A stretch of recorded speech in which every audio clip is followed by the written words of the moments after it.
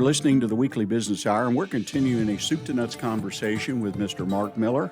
Mark is an expert, a leading expert, is based on experience and book learning and all the good things that turn you into an expert. But absolutely, I've known Mark for a long time, and he's got a lot of good things to say about building your sales team, your sales management, depending on how big a company you are. And we've been having this soup to nuts conversation. We had part one last week, part two, about the new era in sales, new era in a lot of things, new realities all around us. So it's interesting. I hope you'll find this part interesting. Mark, you're going to give us a roadmap, if you will. And if you're watching this on video replay, you'll see that map. It's there available for you to walk through. If you need a visual like me, I like visuals. But we're going to walk through it over the air as well. So, Mark, why don't we start this journey at square one, so to speak? Okay, and just in case somebody's tuning in the middle, Mark Miller, I've been a sales guy most of my life, and I'm a chemist by training, so I'm living proof that salespeople are made, not born. So anybody can do it if they really want to. The thing that I did back in '98 was I left the corporate world and started my own business, and I became a licensee for the Sandler Sales Training folks. And wonderful group, great stuff. My view on sales training is something is better than nothing, and if you want the very best, it's a Sandler team. I don't do that anymore. In 2013, I gave it up, and the reason was I took a long-term gig at managing a sales force for a banking consulting company, and we'll get into that story as we move through here. When I came out on the other side, then I've been doing short-term gigs, managing sales forces on and on. And the problem is I couldn't figure out how to do more than one at a time. So I found a process, and I'd like to take credit for it, but I can't. It's a license from a company called Sales QB, as in sales quarterback, which fits me. I was a college football player. I'm a high school football official. I've been a football official for the last 40 years. Please don't tell anybody that, because all the coaches are younger than 40, and somewhere experience becomes a detriment, and hopefully it's not now. But it starts at the other end of the problem, and when you think about it, if you have someone and you want to send to sales training, that person is probably someone that's not performing, right? And you're trying to give them tools or think this is a good way to give them tools, and then maybe they'll get better. And believe me, over the years, hundreds of those folks, and the real truth is if they wanted to get better, they might have started before they met me. So if you don't want to, you're not going to. So if you have the want to, sales training can fix it. If you just don't care and you're going there to click off the sales training box, maybe you should save your money and do something else.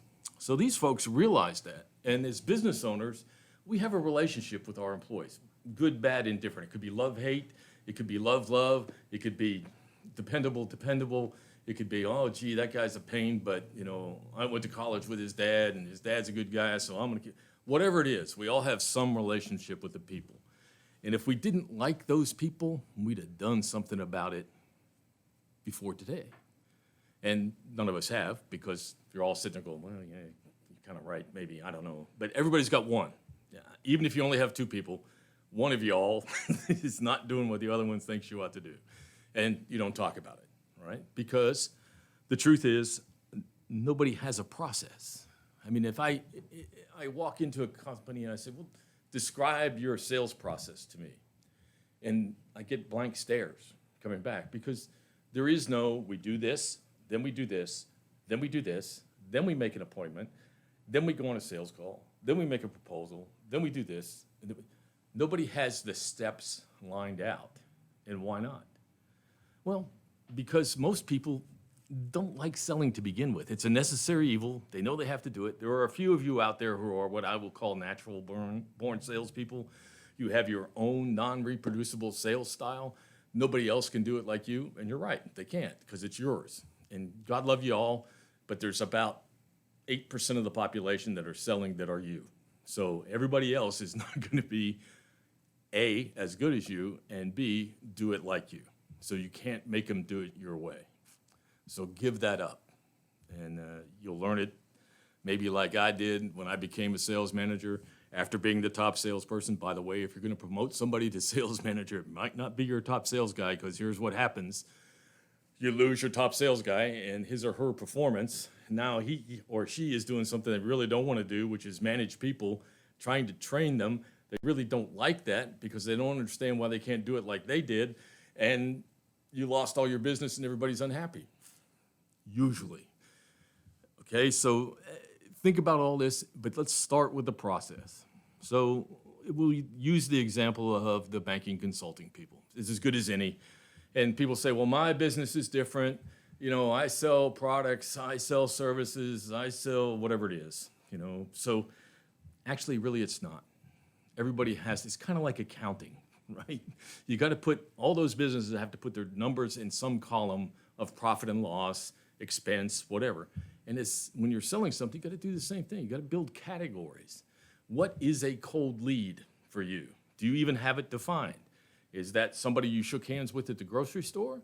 Or is it someone that answered an online request or pinged you through social media? Who are the cold leads and what do they look like? And what do you do with them? Do you call them until you're dead? Do you call them 55 times? I mean, what do you do with the cold leads? And, you know, one thing, just to interrupt you a Sure. second, and thing that I, in your process, and again, I'm looking at your graphic, which again should be available from time to time on the video. But the reality of, first thing you need to do, particularly again, coming out of what we're coming out of, it's part of what I mentioned in my best consult tip of the week, last week, being about taking an audit, if you will, or accounting of where you're at.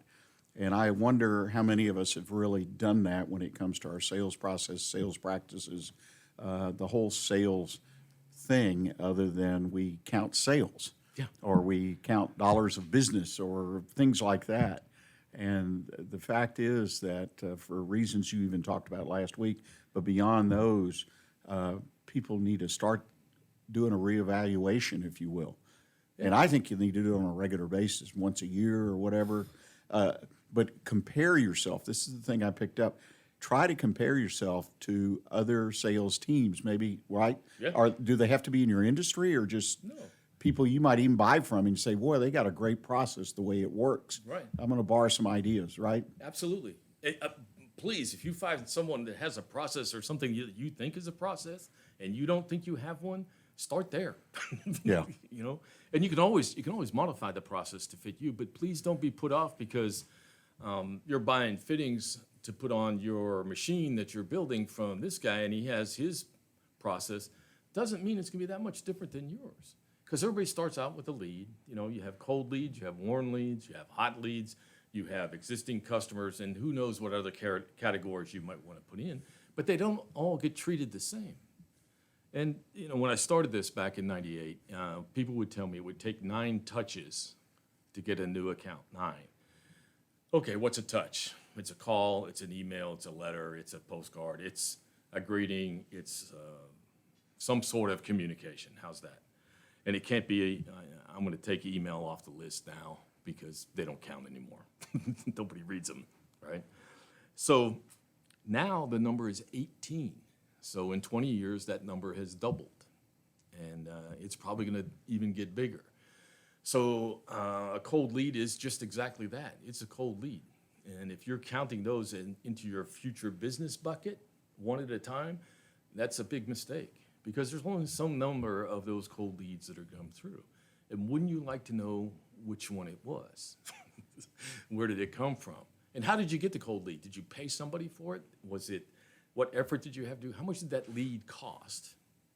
And how much is that lead worth? So let's go to the banking consulting company. In their world, you know, big banks, big deals, average sale was $330,000, all right? So, and there were only 10,000 banks and credit unions, round numbers, at that time. So they had a limited market that they could sell to. And probably most of us do. You know, we can't sell to everybody. We got to pick who we're going to sell to. So they picked banks and credit unions. Fair enough.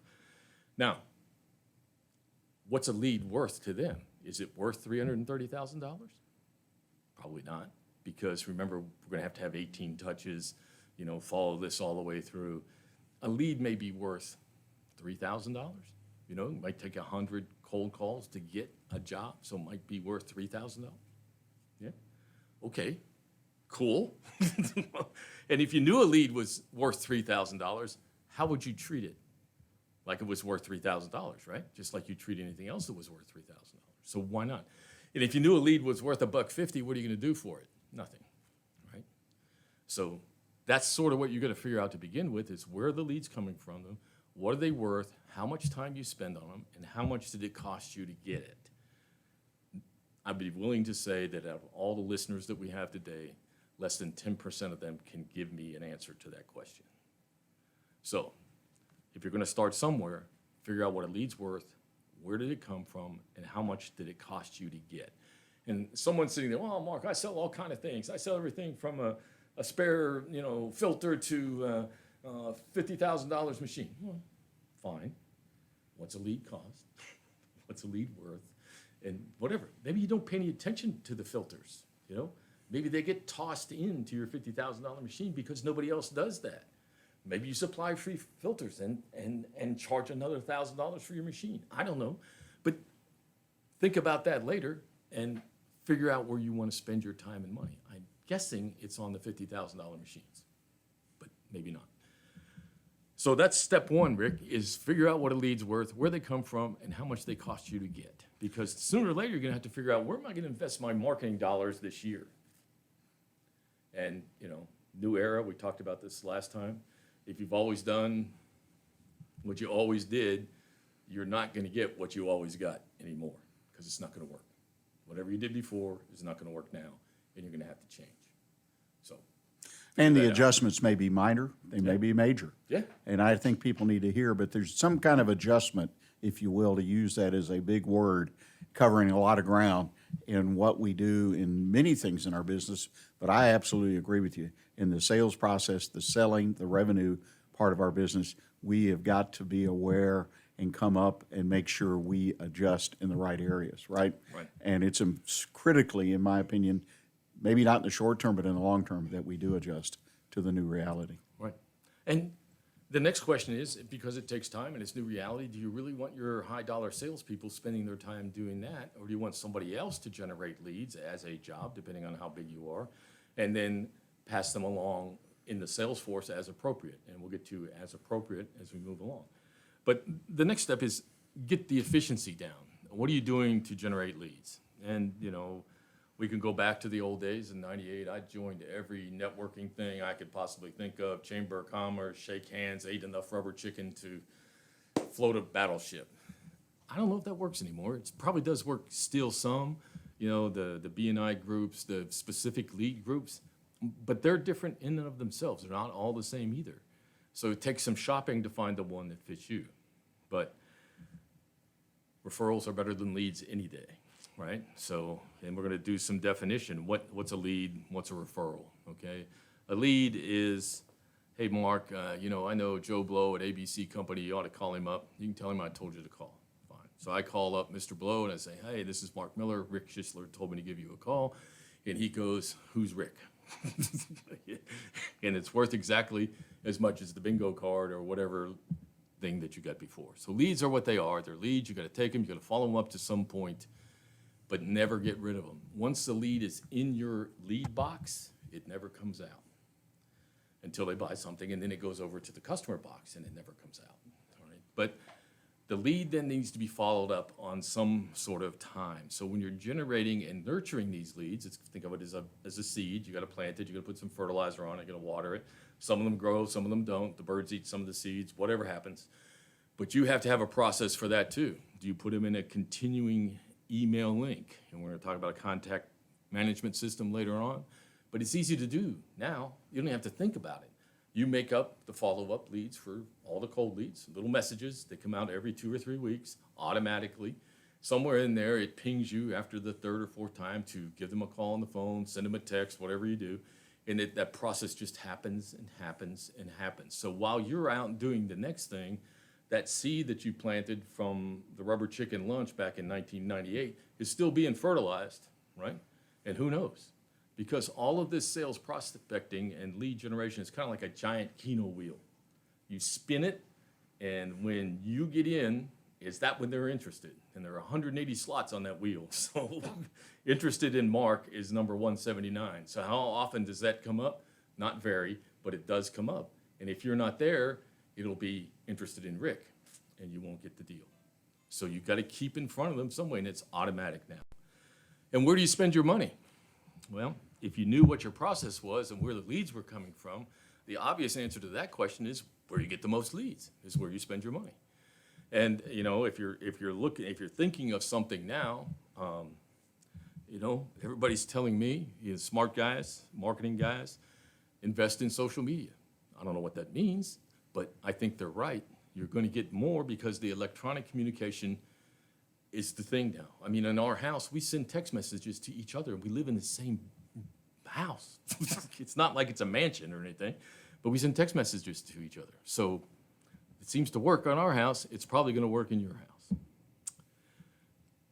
So the next step then is... Well, let's digress just a little bit. You know, you mentioned, what I'm hearing is a theme that's kind of developing, one of several, and that is that we, in the sales, whether we have a single, we're the sales guy, we own the business, or we have have a salesperson on the payroll, et cetera, is we've got to collect some kind of data.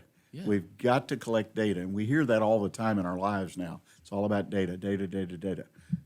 Presidential elections about data, data, data. Everything's about data, but I would encourage people, if you're listening to this, don't get overwhelmed. In other words, if you're the sales guy and own the business and you still need to look at some numbers because you think one thing's working and it really isn't working the best. You miss it. I mean, I've been there in sales and otherwise. And it might be the thing you like to do best. Maybe you Right. like to eat rubber chicken, but, Yeah, you know, so... like the leftovers. Yeah. But the point is, and data is right, but what you really want is information. And you can't get information without the data. So, you know, if you're a sales guy and somebody asks you, okay, this lead you got, where did it come from? You should be able to answer that question. It's not too hard. Did it come from a website post, an email blast? I saw you on Rick's radio program, wherever it came from. We need to know that so that this lead, and we're going to follow that all the way through because we have our contact management system that's going to do that for us, started with Rick's radio program, and away it goes. And then when it comes back and it finally hits, you can add dollars to what it's worth to listen to Rick's radio program, and on and on and on. So without the information, and you know, I know salespeople, we're busy, I got too much stuff to do. No salesperson likes paperwork, and if you're a salesperson and do like paperwork, I don't understand, but that's fine, that's you. Then you're doing something else. So get the paperwork done, click that box, and all you have to do is click it because you're gonna have a little drop-down menu. Where did the lead come from? And they can't get any further until they click the box, right? So they click the box, and it's in everyone's best interest to be truthful, okay? And if it's unknown, fine, it's unknown. There are bluebirds, please, when they fly in, nurture them, give them some seed, pet them on the head, and take them, all right? Unknown is fine, that's an answer, because hopefully your business is well known enough that someone just calls you up and wants to buy something every now and then. Right. Not very often in my world, Right. but in your world, it But might it's happen every there. day. Yeah, so, But the key, and what I hear you saying, is you've got to, some way, somehow, record that information, and whether it's in a contact management system or whatever it is. And there are hundreds of ways to do this. Piece of paper, computer programs, software, apps, everything.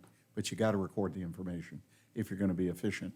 And I think that's going to be one of the keys going forward, is really going to have to be efficient in our processes, sales processes as well as others. And if you don't start recording some of this data even on yourself, you're going to slowly but surely lose some traction.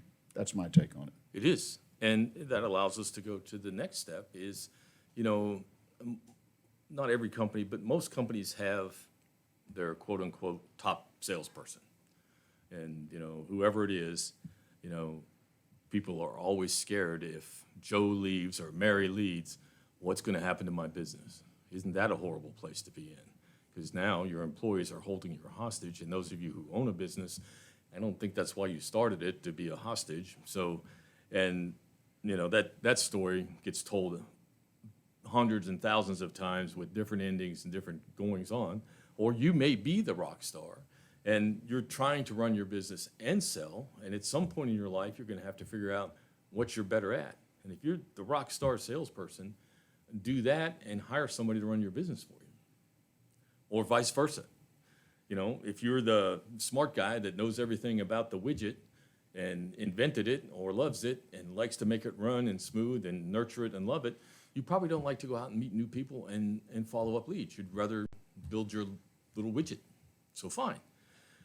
But every single business entrepreneur out there at some point is going to make the decision, all right, do I want to do everything? Which means, just so you know, you're not going to do anything because you can't do everything. When you decide to do everything, you actually do nothing. So in my case, when I started in 98, I didn't want to do anything with the money. Why was I in business? Because I wanted to make money, but I didn't want to spend time with the spreadsheets because I knew Mr. Science, the chemist, was going to worry about that spreadsheet and whether the graph was going up or down or whatever. I didn't even look at it. I just gave it to somebody else, said, here, please take care of this. Let me know if I'm doing something wrong. You know, let's talk. But I don't want to do that. I want to go build my business. And you're going to have to do the same thing sooner or later. Well, it makes sense. Yeah. It really does make sense. And if you are the sales rock star, cool, be the salesperson. Now, that's going to run into a problem because sooner or later you're going to have more business than you can handle. I know that might be hard to see right now, but it's always happens. And then you're going to have to hire somebody else. And we're going to talk about hiring people later. But what we don't want to do is build a company that's based on rock star salespeople, because frankly, there aren't that many, probably 8% of them. And what you want to do is build a company that runs on an average sales guy. I mean, if you all remember the bell curve, you know, between the two sides, there's like 66% of the world in there. That's a lot of salespeople, you know, and they're okay, you know. So if you had a process that they could follow, and if they followed it, they could close the business because you know what it takes, why not? Then you don't have to worry about if Joe or Mary leaves. And when you have your process, you can hire the ones in the middle or maybe slightly to the right side of that curve, if you will, on the good side. But they go down, remember, they go down 13%, every little thing. So, you know. You know, one of my favorite sales stories, I became friends with a gentleman who became kind of a mentor to me, or became a mentor in a narrow field, being sales, but he owned a forms company, sold all kinds of forms, tickets, things, multiple, before digital became anywhere, was not even part of the world at that point to any degree. But anyway, everybody had forms to fill out. You had a form you filled out. When you went in and ordered something to eat, it was a form, right? Right.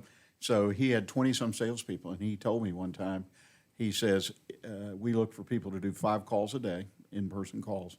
And he says, but my challenge is that if they get rejected on those first 2 calls of the day or the first 3, he says, they're no good the rest of the day. He says, I only have 4 people that will be able to really make those afternoon calls and do a good job. Yeah. So 4 out of 20, call it, you know, or 25 or whatever, but it was 20-some, you know. And that always struck me, right? And he's got all these people on the payroll, but he's only got 4 superstars, rock stars, who can make it through the day, if you will, day in and day out. And when it came time to divide up the leads, he divided them equally among all the salespeople. Right? Yeah. Wrong. Right. But, you know, there is another story. The truth is, for all you who are sitting out there shaking your heads, yeah, I really don't like people telling me no either. Here are the statistics. Cold lead, somebody you don't know very well, however you classify your cold lead list, somebody that said you ought to call, whatever that is. The truth is that somewhere between 0.5 and 2% of those people will ever buy anything from you. Okay, so think about that, 0.5 to 2%. If you were going to make a bet in Las Vegas, would you make a bet of $100 that something had 0.5 or 2% chance of happening? Probably not. So what's the other side of that is? That means that somewhere between 99.5 and 98% of those people are never going to buy anything from you, ever. So if somebody says yes when you first meet them, remember 18 times is the average number? And if somebody says yes, I always said, are you sure? Because the last 20 guys I called said no. And, you know, is it really true? And, you know, certainly don't kill the bluebird, but it's just not going to happen. So the expectation going in is you're going to hear no, and you're probably going to hear it in lots of different ways, like no, heck no, and never call me again, which means wait 6 months and call them. Or no, not really, not now. Call me when you're by the next time, which really means no, heck no, and wait 6 months and call them again. So there's all kind of no's, but none of them are about you. Okay, it's not you. It's not It's not Mark or Rick or Susie or Sally or whoever you are. It's just they don't want your stuff right now, or they're busy doing something else. Their kid just fell off the jungle gym at play school or whatever. Who knows what happened? It's not about you, you know. You're so vain you think this sales call is about you, you know, really? The old song? Well, before we get, we've got a little bit of time left, but Okay. you talk about, and I'm following your graphic. Okay. Again, folks, you're listening, that graphic would be available on the video replay as well, but leveraging technology, is that our next step? That is, and, you know, contact management system, CRM, customer relationship management. And Rick, there are any number of these things out there. I mean, and it's like cars. You know, which one do you like best? You know, and somebody said, well, Chevrolet is the best.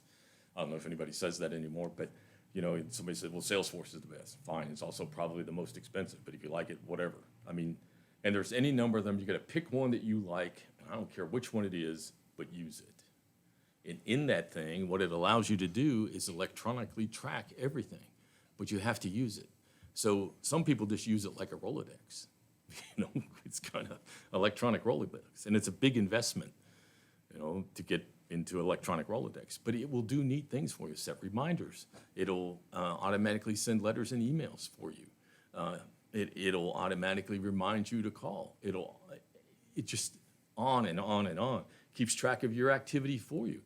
Well, are you supposed to make 5 calls today? Well, it was raining, I only made 3 today. Well, somewhere you got to get those 25 in for the week, so how are you going to do that? So it'll ping you and remind you, you know, 22 left or whatever. And all this process then is important. And it's not because Big Brother is watching you, because the information is important so that you know what to spend your time on and where to spend it. And what's more important than that? And please don't confuse activity with productivity. Well, and it's accountability too, Yeah. which is the thing. And accountability. I find business owners approach me, we do some business roundtables, and the number one thing I lead with, and have been taught, and it works, is, and I find people are drawn to it, good business people. Yeah. They want to be accountable. Sure. So I would like to have a group of my peers. In this case, though, technology can help you be accountable as well. If you'll invest, learn it, and use it, it can help you be accountable. Just like my 10,000 steps a day, I'm accountable on my Fitbit. Yeah, I have one of those things on too. Yeah. So, What's next? Improving sales management. What does that entail? yeah, and what does that mean? So if you're the only salesperson, who manages you? And the answer is no one, right? Because you're doing it. And remember, if you choose to do everything, you don't do anything. So nobody's holding you accountable except yourself.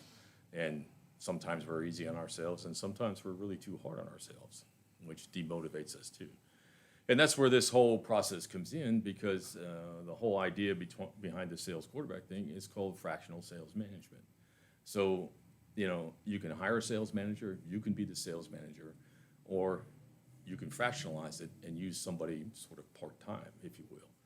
And the idea behind that is that talent, not time, is what's important to sales management, is how to do that, right? And a guy asked me yesterday, well, out of all the sales consultants out there, what makes you any different? And I said, well, I am one, because all those other guys just got laid off from a Fortune 50 company and hung their shingle out. How many people have they trained in a classroom? How many companies have bought into their system? And how many companies have made money because of their results? And the answer is usually not too many. So back to the banking consulting things, just to sort of wrap this up, I hope I don't go in too far, but we put a process in, and our process was, we sent out a direct mail piece. Please sit still. Nobody sends out direct mail pieces, right? So we did, and we put them in a colored envelope, and we made them 8.5 by 11. Yes, I know it costs $1.50 to send, but remember, 330,000 on the other end. Okay. And only 10,000 prospects. So And only 10,000 prospects. So, and if you mail that many, it doesn't cost that much anyway. So anyway, call it $10,000 to mail it to everyone.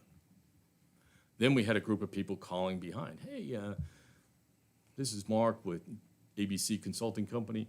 Hey, did you get that letter where we said we could bring $10,000 or $100,000, and some of them were $1.5 million to your bottom line?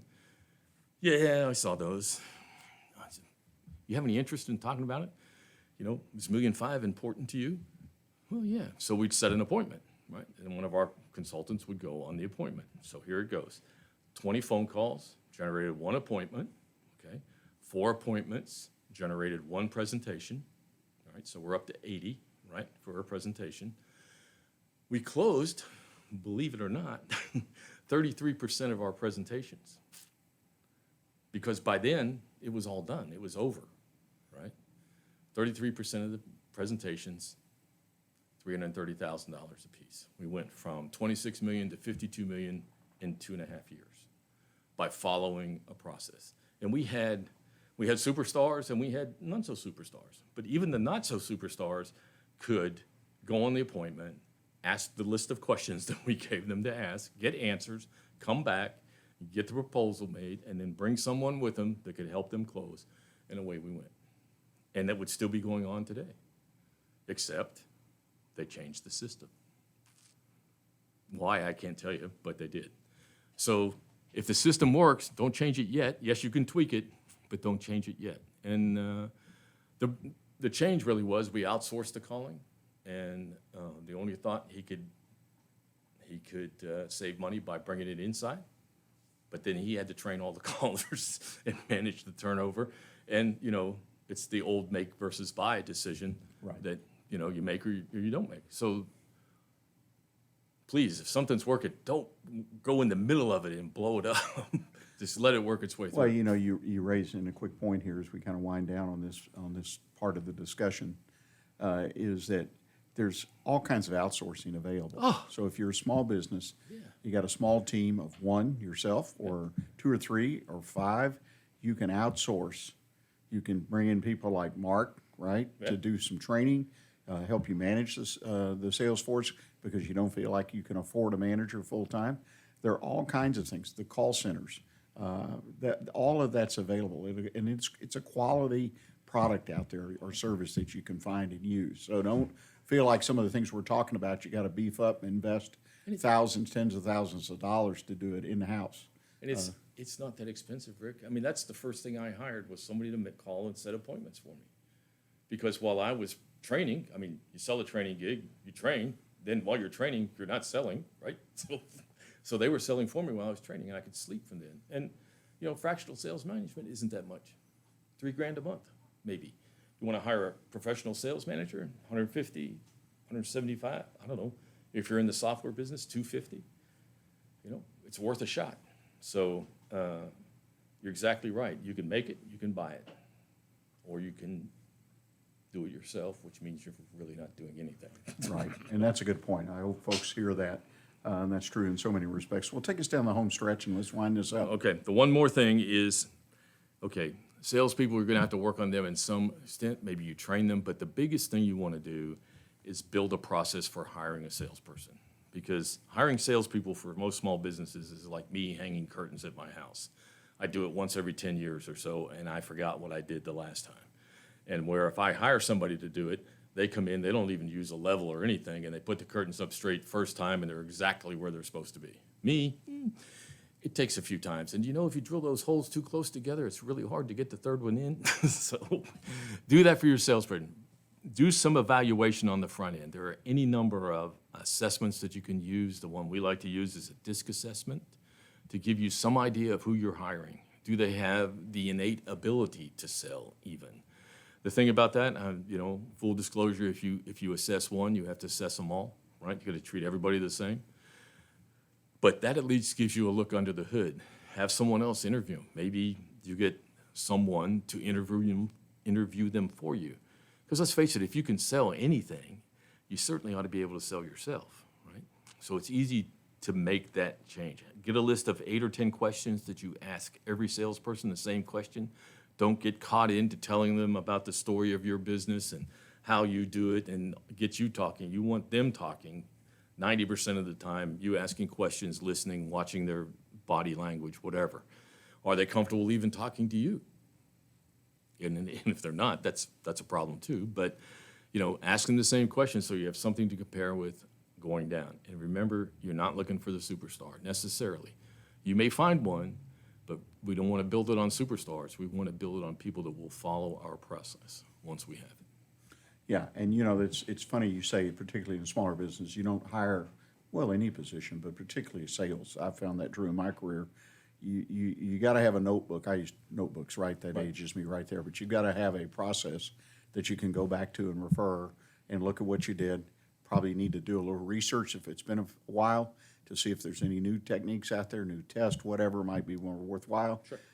And then you can jump into it and work off that process. I'm personally, again, I said it once, I'm big on outsourcing when I'm smaller but I got to spend the time to find the quality vendors. It's not a really hard thing to do if you've got any kind of associations and networking, but you need to focus on it. And hiring that first salespeople, quite frankly, Mark, my experience with my small business clients, with myself, that is one of the hardest things of being in business for myself was hiring the first salesperson. Exactly. I could hire the secretary, the somebody to open and close. I could hire somebody to produce it. But when I had to hire that salesperson, somebody who was going to be out on the streets, mostly unaccountable during the hours of the day and out there working, which again gets into the right focuses and the right accountability measures. So what do I care? They're sitting in a restaurant for 2 hours drinking coffee. I once ran into a sales guy in an industry that we bought into, and the guy made $250,000 or more a year, and I'd heard that through the grapevine. Mm-hmm. And he worked for a large company, had locations all over the United States. And I said, how do you do that? I mean, what makes you different? And he was older. He was in his 50s, 60s. But, I mean, so he had experience. But he says, well, I make all my money after 5 o'clock and before 8 o'clock in the morning. I said, what do you mean? He says, well, I have a breakfast appointment with a potential customer, client, prospect, whatever you want to call them, or an existing. And then I make it a point to have drinks or dinner and drinks with them after. He says, I make not even half my income, because it's commission-based, right, off 8 to 5. He says, but I just make it, it's part of who I am and what I do. And, there was a guy that had figured out, so in the middle of the day, theoretically, he could be at home asleep. It doesn't really matter, right? So be sure you have the right accountability in your process, too. That's right. And don't worry about where they are. That is what we call a non-reproducible sales system. Right. Because you can't hire people to buy breakfast and have drinks and dinner. Yeah. So that's a good point. Yeah. Anything in closing on this section? Yeah, the thing is that you're exactly right. It is the toughest thing that you're going to do in your business is hire the first salespeople, and people often make a mistake. They hire quickly. They get to the point where they say, I need some help. I'm just going to hire somebody. Oh, gosh. And they hire someone that dresses nice, or their son knows them, or their wife's girlfriend's mother knew them, or whatever. All the wrong reasons to hire someone. And maybe that's the time to ask for help and get a good one in the first thing. And don't be afraid if it costs a little more. I'm sorry, but do you know how much it costs to hire a bad one? So figure out all the lost time with the leads that you invested in, goodwill with the customers that they have turned off that you will never probably get back. Lost business because they didn't know what they were doing. I mean, I don't know. The list goes on and on and on, doesn't right? it? Yeah. Well, Mark, I appreciate it. Ladies and gentlemen, that concludes part 2 of our Soup to Nuts conversation about the sales and the new reality, the new era that we're dealing with. We're going to have another one next week, which will basically talk about the audit process, right. Mark? Yep. And so I hope you'll tune in, and then eventually, for your use, we're going to consolidate and turn this into one videocast podcast so that if you're thinking about sales, which everybody should be, then you can listen to this broadcast right on through and get the core messages without any commercial breaks. So thank you for being with us, and thank you, Mark, and I look forward to the next program. Thanks, Rick. OneBestConsult.com, a community of small business owners where you as an owner can find answers to the most pressing business questions you have. Not sure who to turn to when you have a challenge in your business? Turn to the folks at OneBestConsult.com. That's the number 1, bestconsult.com, where you can always find advice you can use based on common sense business experience. Join our community of like-minded business owners at OneBestConsult.com.